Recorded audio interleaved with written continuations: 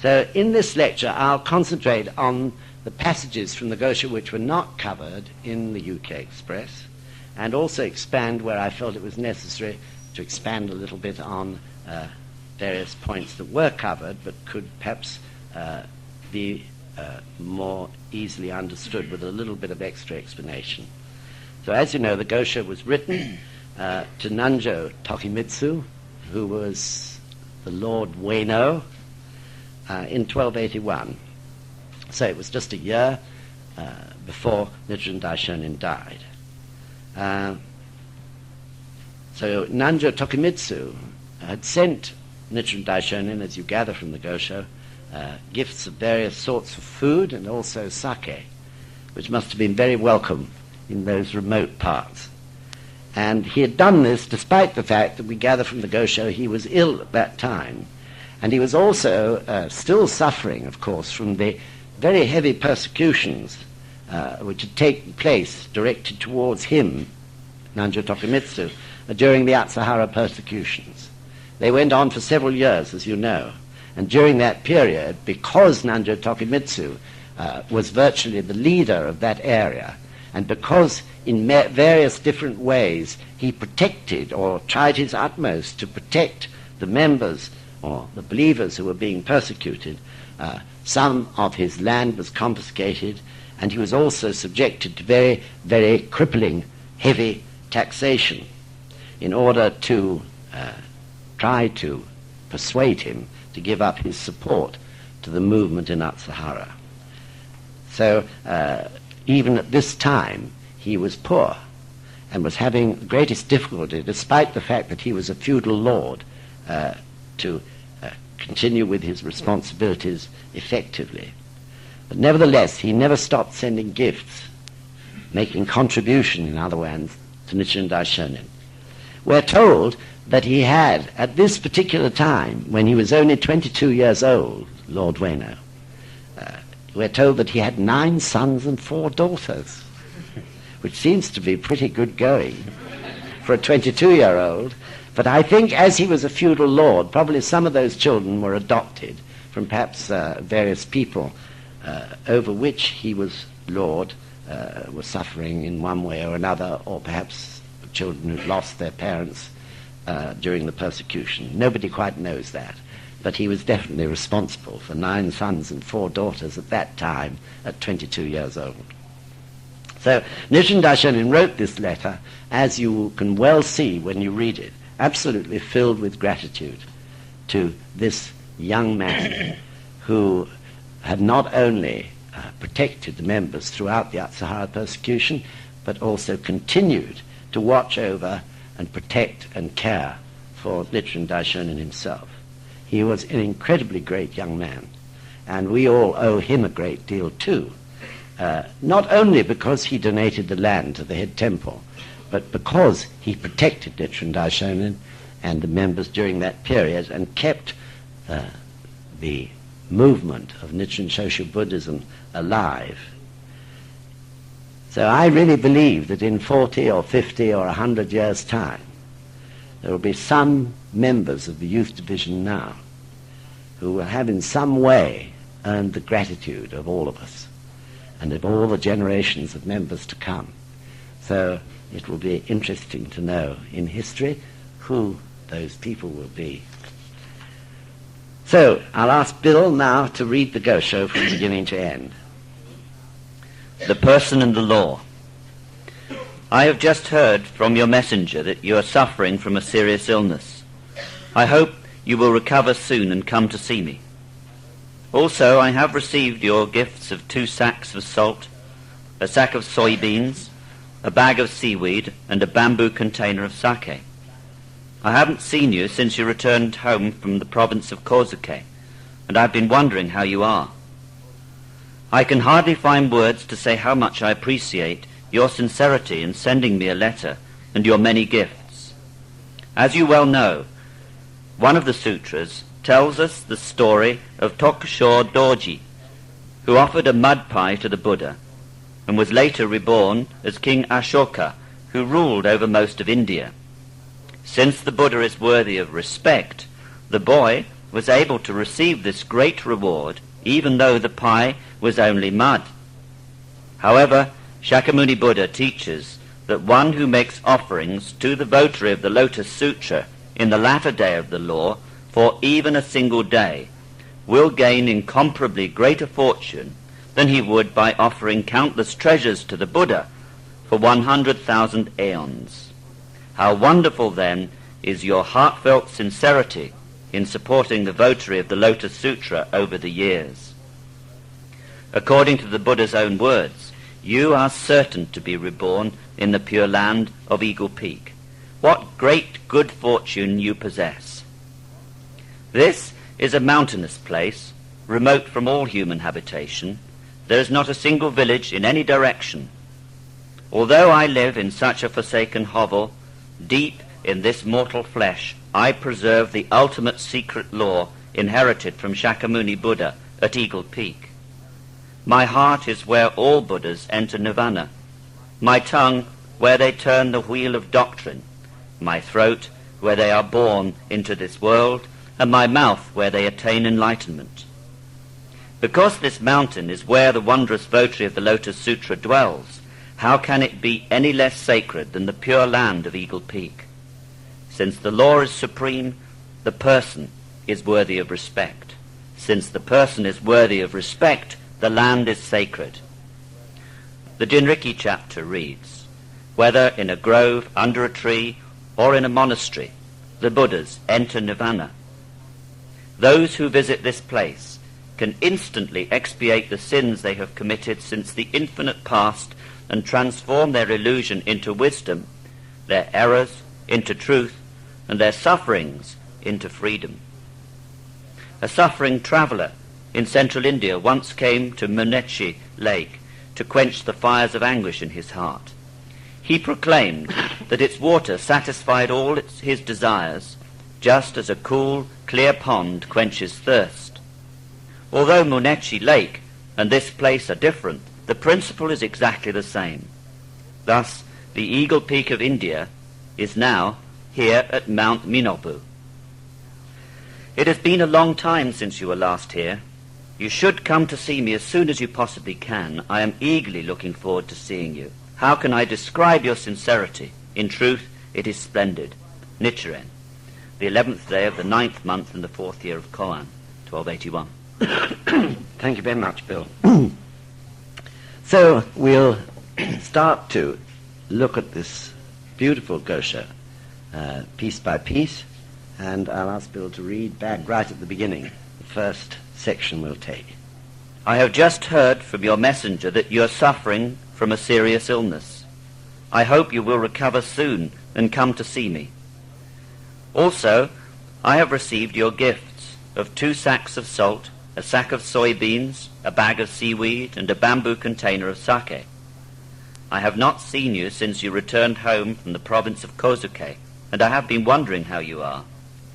I can hardly find words to say how much I appreciate your sincerity in sending me a letter and your many gifts.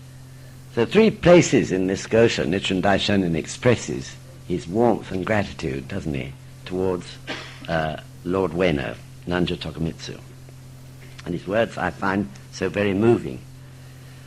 So obviously he was worried about him, and certainly he longed to see him.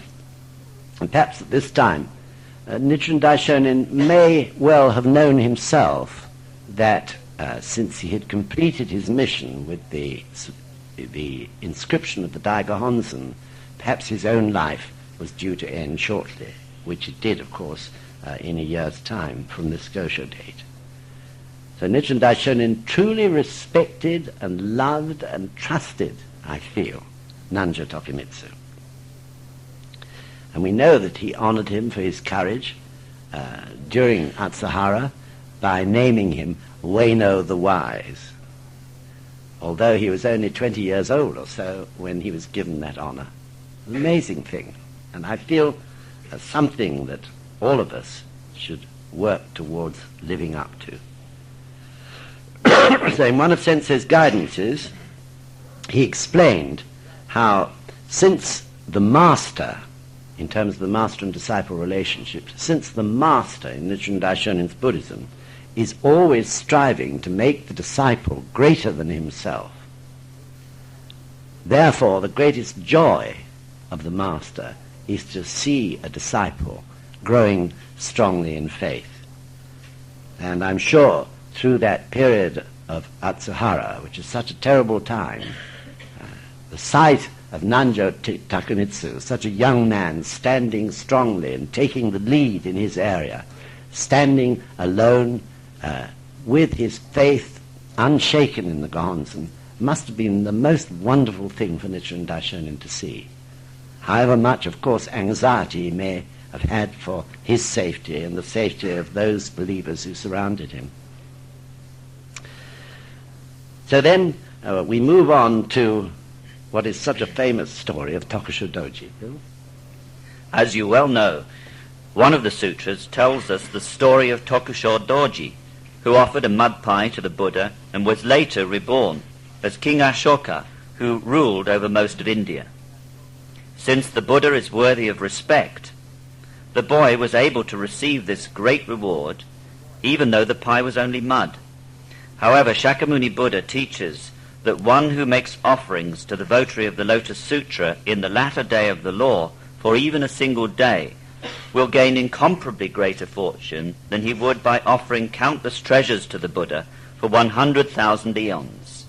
How wonderful, then, is your heartfelt sincerity in supporting the votary of the Lotus Sutra over the years. According to the Buddha's own words, you are certain to be reborn in the pure land of Eagle Peak. What great good fortune you possess. So this story is famous, of course, because we use it so often in order to try to encourage members to understand the spirit of contribution, don't we?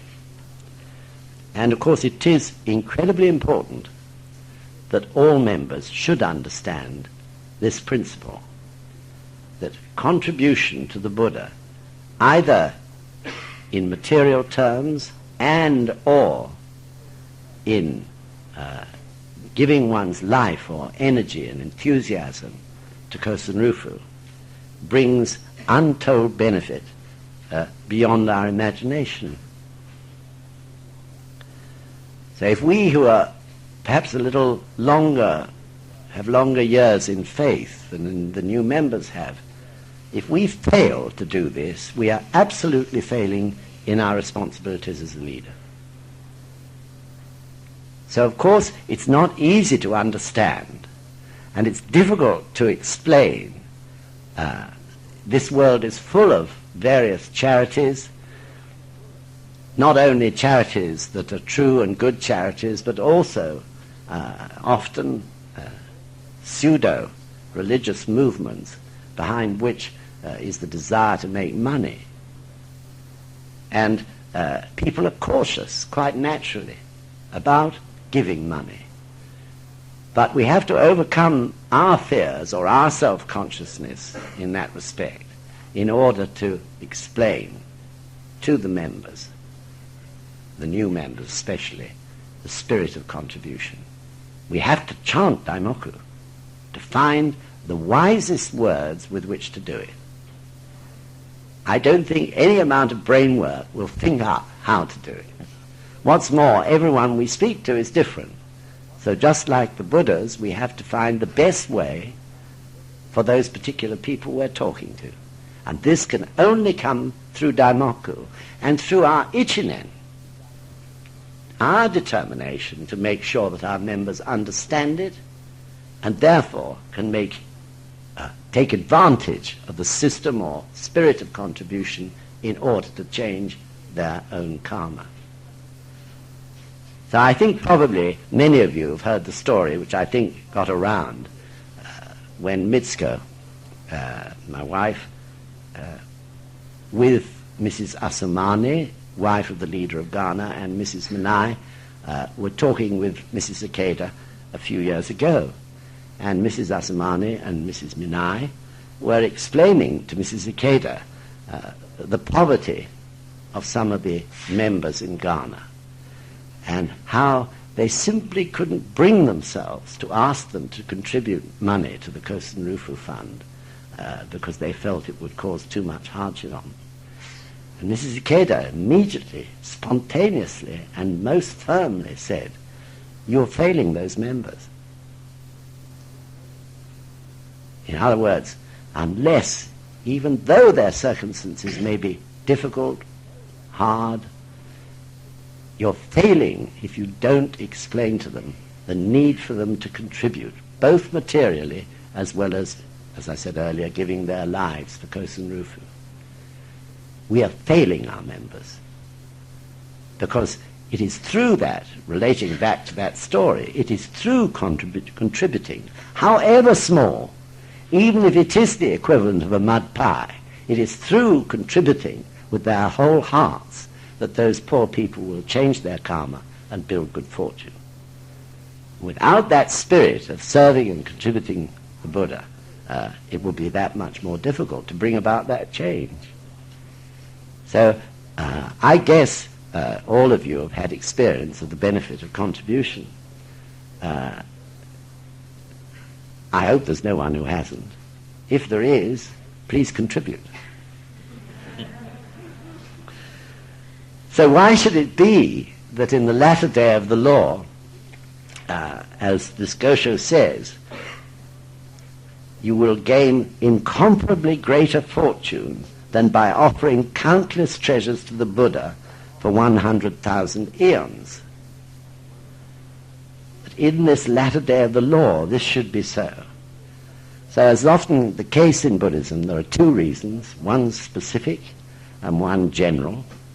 The specific reason is that the latter day of the law opens with the centuries of the age called Mappo, one of great suffering, when mankind is beset with the 3 calamities and 7 disasters, and the people are filled with the 3 poisons.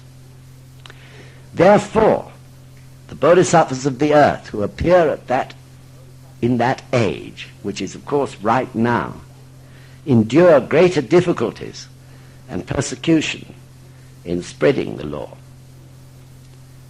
and greater sufferings in the process. Thus, the cause of making contribution is that much greater than it may have been in more tranquil earlier times.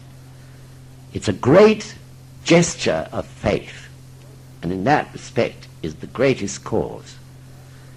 So as you know, Shakyamuni in the ceremony of the year told his own disciples that they would not have the great qualities of courage and endurance to be able to spread the law in the time of Mappo.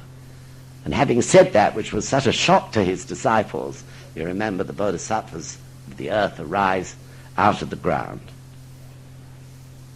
So it is this quality of courage and endurance in the midst of which we pursue consistently shakabuku, the spreading of the teachings, that is the greater cause, and which brings, therefore, the greater benefit as compared with those earlier times.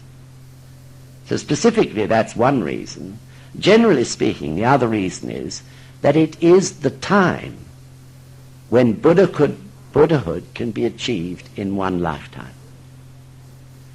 This time only began with the beginning of the latter day of the law and the appearance of Nichiren Daishonin, who then gave human beings the practice and the teachings to enable them to attain Buddhahood in one lifetime. Not 100,000 eons, as is mentioned under the old teachings or the earlier teachings. And therefore, this is the time when when it is crucially important that the bodhisattvas of the earth give concrete proof, and plenty of it, of the power of the Gohonzon and the validity of the law of Nam-myoho Renge-kyo. So as it says clearly in the Gosho called On the Treasure Tower, you may think you offer gifts to the treasure tower of Tahoe Buddha, but that is not so. You offered them to yourself. You yourself are a true Buddha who possesses the three enlightened properties. Do you believe it?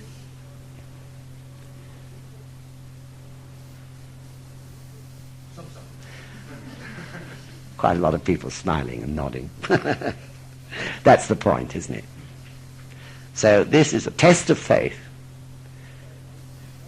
of a leader being able to encourage his members to give, to care for the Buddha and to care for Kosen Rufu.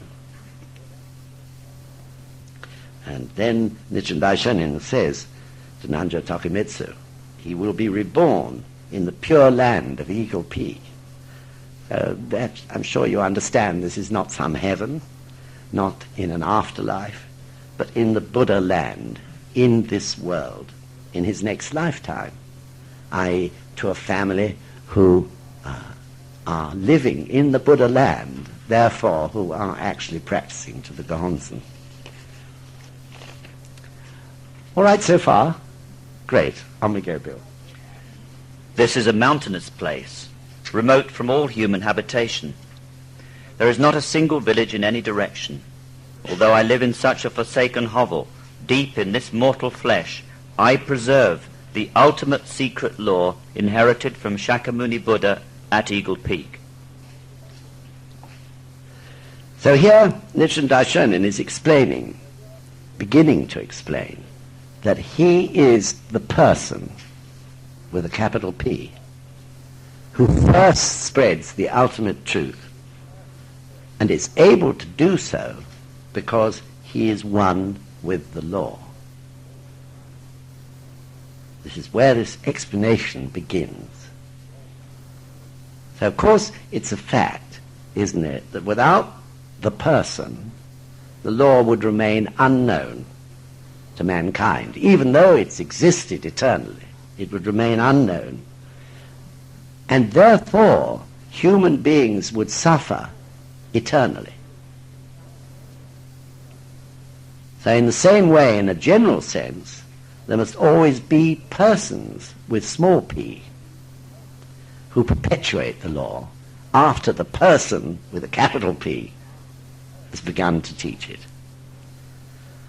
So this emphasizes, therefore, the principle of the person and the law, which is an important Buddhist principle in Nichiren Shoshu Buddhism, and in Japanese is called Ninpo Ikka. Ninpo, I-N-I-P-O, Ikka, I-K-K-A.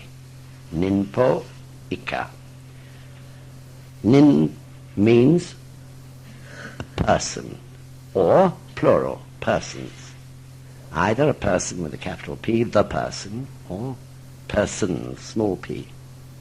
And po is the same as ho, in terms of the pronunciation of the word ninpo rather than ninho. Ninpo, ho, which equals the law. And ikka means originating from the same source or entity. Originating from the same source or entity. In other words, the person and the law, ninpo, originate from the same essence or entity. Therefore, the Dai Gohonzon and all Gohonzons embody the person and the law. And this is why, emphasized by the fact that Nichiren Daishonin put the character Nichiren below the characters Nam Myoho Renge Kyo down the center of the Gohonzon. It emphasizes that the person and the law are contained in the one object of worship. So this is incredibly important for our practice, which I'm sure you understand. If we viewed the Gohonzon just as the law, it would be very difficult to understand our practice to the Gohonzon and what it was for and how we can possibly achieve it. Because the law is intangible, isn't it? Very difficult really to grasp in your hand to understand the law. in relation to our own ordinary daily lives. But by viewing the Gonzen, or being able to view the Gonzen also as the person, talking now the person with a capital P, the life state, in other words, in Buddhahood, of a human being represented by Nichiren Daishonin, the Buddha who was one with the law, it becomes tangible. And we all experience this growing tangibility as our practice proceeds, I believe. We discover the qualities of Nichiren Daishonin's life through reading the Gosho and through listening to Sensei's guidance, through relating and using the teachings and our practice of chanting Nam-myoho Renge Kyo for our own lives and the lives of others. Our desire grows as we grow to understand what that life state of Buddhahood really is in a tangible fashion. And we, as we grow to understand it, keep on meeting aspects of the life of the Buddha which are not yet like those same aspects in our own life. And we desire to improve those parts of our life which don't match up to the Buddha's life. And we struggle and challenge our human revolution in a very natural way, as our understanding of what life in the Buddha state is really like. So, of course, this is an ongoing process, a very natural process of a growing theoretical understanding which we then desire to put into action in our own lives. And we achieve it because changing some aspect in our life which is not yet matching the aspect in the Buddha's state of life involves automatically, desiring to do that means that we create strong ichinen to bring about this change. And through the combination of our strong ichinen and the power of the Buddha and the law, which rests in the Gonzen, we find we can make that great change. Gradually, each year, we bring about this ever closer relationship, in other words, with the Gonzen. It's an amazing thing. Although we're doing it every day, it's easy sometimes to let the days pass without realizing how amazing this object of worship is and this practice is. So this is definitely, of course, one of the reasons why the Gonzen was termed by Nichiren Daishonin and has since then been termed by high priests in succession to be the supreme object of worship in the world. There is nothing to compare with it in any other religion. For example, if you took the Judeo-Christian religions, one of their great problems is their object of worship. Because God is a totally intangible being. Or is he a being? Or is he something? What is God? Those of us who've practiced or tried to practice Christianity are well aware of that. The intangibility of such an object of worship. So then Christianity tried to clarify this a bit more by producing a person with a capital P. The person being what was described as the Son of God, who is Jesus Christ. But, unfortunately, they were not able to realize the disadvantage of saying that there was only one Son of God and no other person could match him exactly. They could try to live up to him, but they could never match him, the one and only Son of God. So immediately you have something that is outside and beyond one's grasp. And even turning to the provisional teachings of Shakyamuni, the pre-Lotus Sutra teachings, it was not stated that Buddhahood existed in everyone. women and men of the two vehicles especially were stated as being incapable of attaining Buddhahood.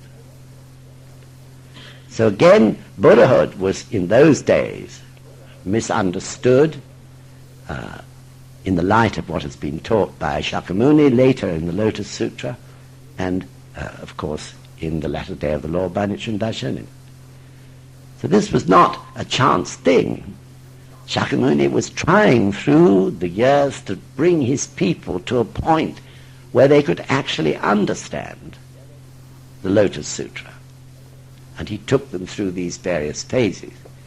But other sects who were not clear about the importance of all of Shakyamuni's teachings, including the Lotus Sutra,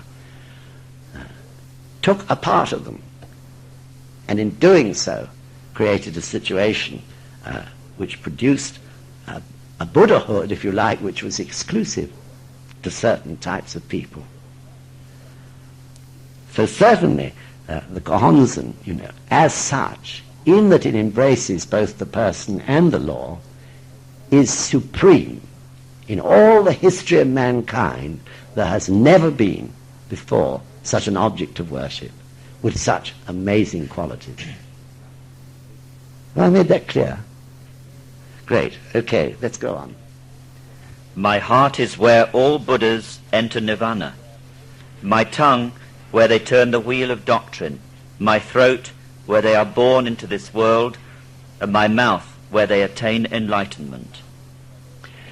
Could you read it again, Bill? My heart is where all Buddhas enter nirvana. My tongue, where they turn the wheel of doctrine. My throat, where they are born into this world. And my mouth, where they attain enlightenment. So I think one can firmly say that this is the most important passage, actually, in this Gosho, in terms of the depth of our understanding of Nichiren Shoshu Buddhism.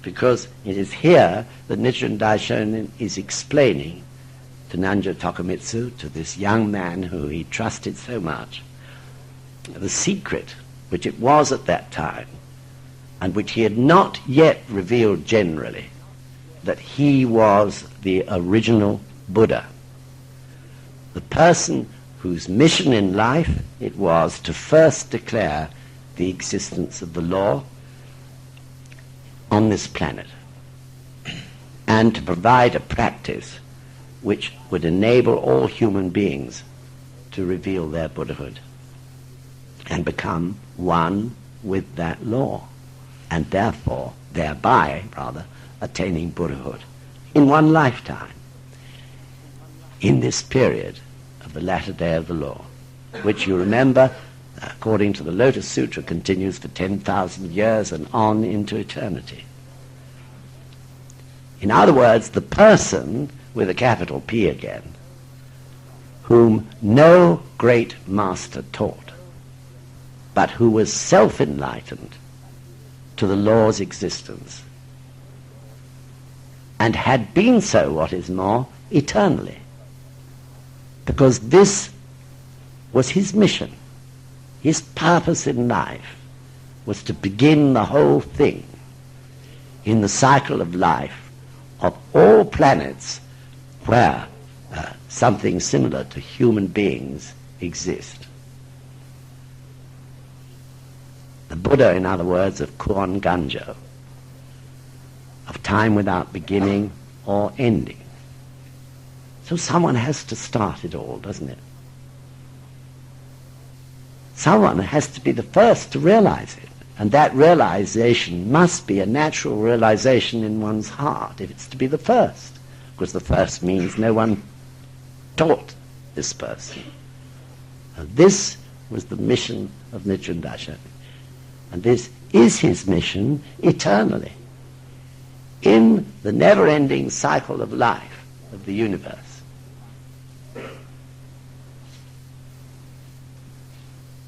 It's common sense, isn't it, when you think about it? Someone must have started it.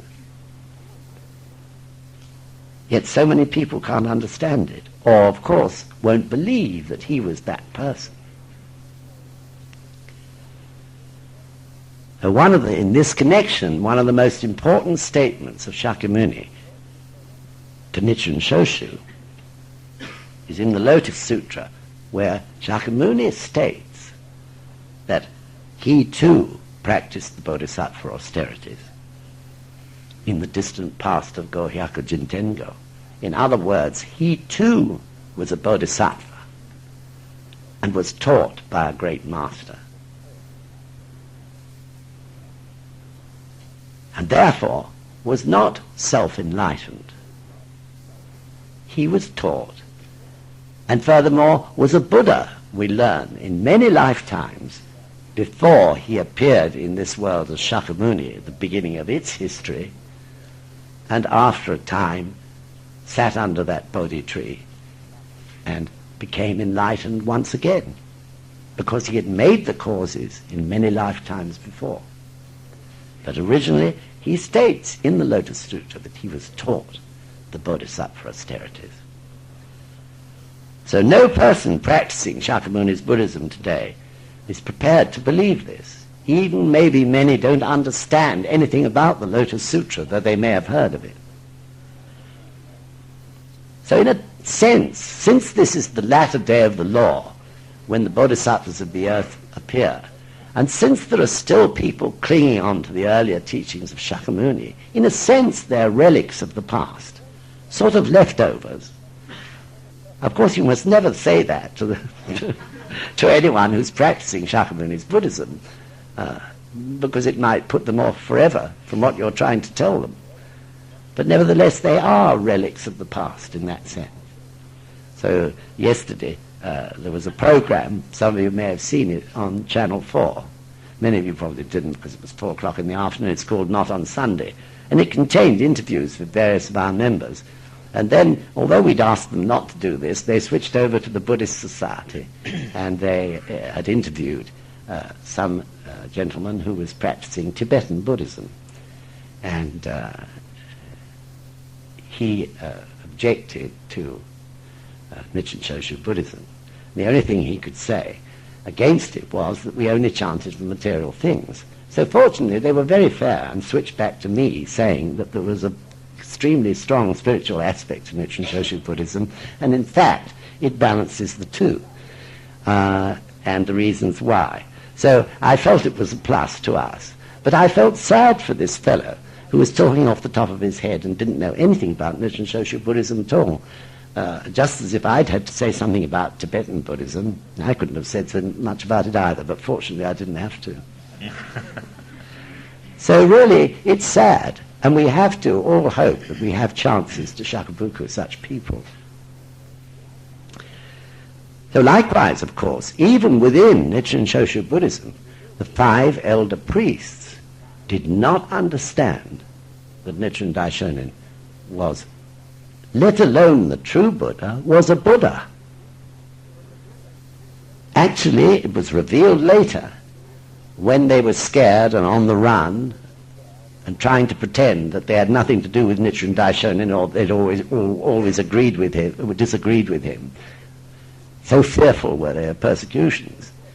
They said that Nichiren Daishonin was only a bodhisattva. So to this day, the other heretical Nichiren sects look upon Nichiren Daishonin as a bodhisattva. That's very sad. Nanjo Tokimitsu understood, I'm sure, when he got this Gosho.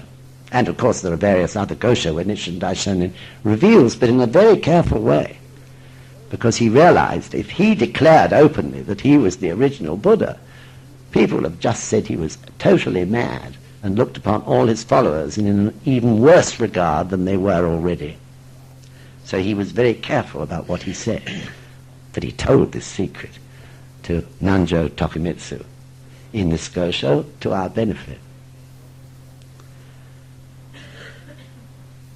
So then he describes this fact in various ways.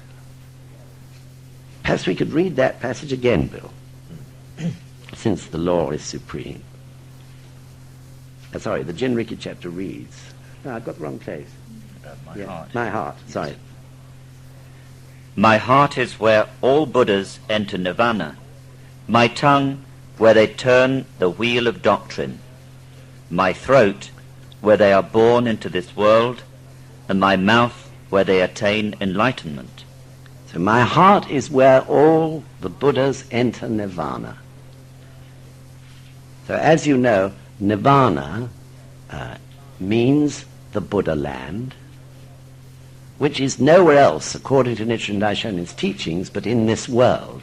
And he emphasizes this point in the following passage, where he says, in a grove, or under a tree, or in a monastery, meaning in any place in this world one can establish the Buddha land through chanting Nam-myoho Renge Kyo to the gongs. The bed sit in Kensington or Hammersmith, the cottage in the Cotswolds, wherever a person chants Nam-myoho Renge Kyo to the gongs, around that sanctuary, which it is, the Buddha land grows and extends ever further outwards as the influence of the Buddhahood of that person affects the environment around it through the principle of Eshofuni.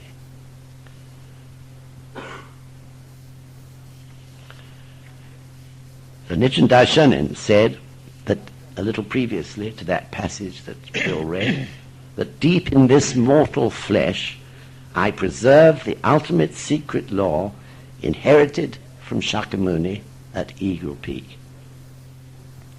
So with his self-enlightened understanding of his oneness with the law, he has taught all Buddhas since the beginning of time, and even further, since time without beginning, Kuan Ganja, the teacher of all Buddhas, because he was the self-enlightened one. In the Buddha's lands, not only on this planet, but throughout the universe. So Buddhism has always said that there are Buddha lands throughout the universe. This is a reference to the boundless universe which contains planets which are similar to this one in various parts of it.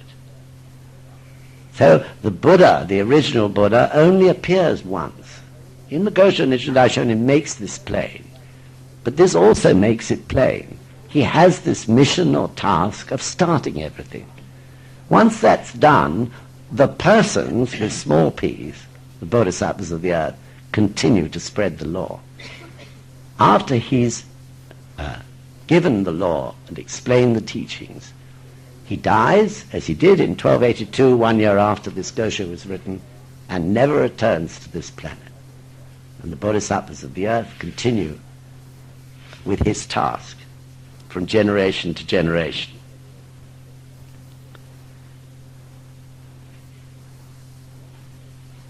So then he says, my tongue, where they turn the wheel of the doctrine.